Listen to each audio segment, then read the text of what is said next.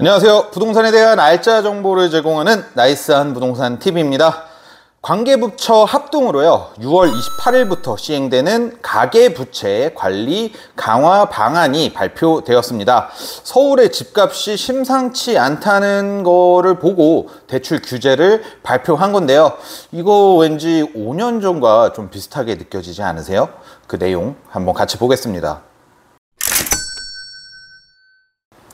네, 금융위원회는요, 가계대출 증가 규모가 확대되고 있어서 우려를 표하며 수도권 중심 가계부채 관리 방안을 논의, 확정하였는데요.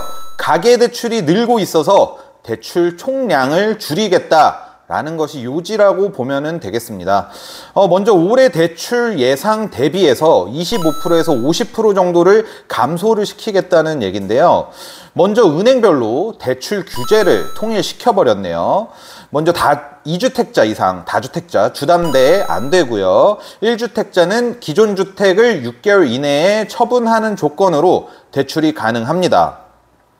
두 번째는 생활안정자금 대출의 한도도 1억으로 제한했고요. 세 번째, 주택담보대출 대출 만기를 30년으로 줄였어요. 그리고 넷째, 소유권 이전 조건부로 전세자금 대출, 통칭 동시진행이라고 하죠. 그 전세자금 대출을 금지했습니다. 네, 다섯 번째로 신용대출 한도를 차주의 연소득 이내로 제한을 했습니다. 대출 한도에도 규제가 들어가네요. 주택담보대출을 수도권에서는 6억 원까지만 받으실 수가 있고요. 디딤돌, 보금자리론 대출의 한도도 줄어들게 됩니다. 네, 디딤돌은요, 신혼부부가 3억 2천, 신생아 4억까지로 줄어들게 되고요.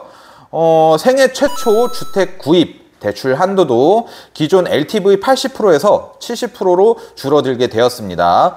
그리고 매수한 주택의 6개월 이내에 전입신고 조건이 들어갔고요. 전세자금 대출에 대한 규제도 추가가 되었습니다. 이 규제들이 의미하는 게 뭐냐? 첫 번째, 다주택자 집 사지 마라 입니다. 1주택 이상 가지고 있으면 투자용으로는 집을 살 수 없게 이렇게 대출을 규제를 해놨습니다. 네, 두 번째는요, 빚내서 집 사지 마라 입니다. 대출 한도를 줄여서 빚을 내서 집 사지 말고 현금을 모아서 집을 사라는 내용이죠. 아니 잠깐만, 이거 정말 5년 전의 규제랑 거의 똑같은 내용 아닌가요? 그때도 이제 다주택자 규제와 대출 규제가 있었어서 똘똘한 한 채 열풍이 불면서 이제 부동산 시장이 양극화가 되었었는데요. 앞으로 어떻게 시장이 변할지는 한번 지켜봐야 될 것 같습니다. 제 개인적으로는요, 이번 규제는 서울 지역의 집값을 잡기에는 역부족이라고 생각을 합니다. 서울 지역은 어느 순간 그들만의 리그가 되었고요. 15억 이상 고가 아파트는 적어도 현금 7, 8억은 있어야 서울 아파트를 살 수 있게 되었는데요. 그런 사람들에게 이런 규제가 무슨 의미가 있나라는 생각이 듭니다. 오히려 6억에서 10억 미만의 아파트들의 타격이 좀 있을 것 같아요. 뭐 현금 2억에서 3억 정도 가지고 대출을 껴서 실거주 집을 구입하시는 분들이 좀 많았을 텐데, 대출 규제로 인해서 이제 매달 나가는 돈이 좀 늘어나고요. 받을 수 있는 대출 한도가 좀 적어지다 보니 예산 계획이 많이 틀어질 수 있을 것 같습니다. 그리고 6억 미만의 아파트를 생애 최초로 구입하려는 분들도 큰 타격이 있을 수 있겠네요.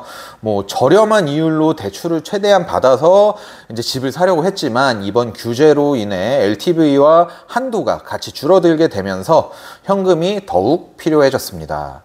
이번 규제를 보면요, 앞으로 집을 사실 생각이 있으시면 더욱 빠르게 사셔야 된다고 한 번 더 느끼게 되었습니다. 지금 집값이 오르는 이유 중 하나가 학습 효과예요. 과거에 이런 상황에서 집값이 올랐던 거를 시장이 알고 있는 거거든요. 그래서 현금이 있으신 분들은 이제 더욱더 집을 사려고 할 거라는 생각이 듭니다. 그러면은 이 규제가 당장 급하게 풀릴까요? 절대 그렇지 않을 것 같거든요. 규제가 더하면 더했지 바로 규제를 풀어주지는 않을 거란 말이죠.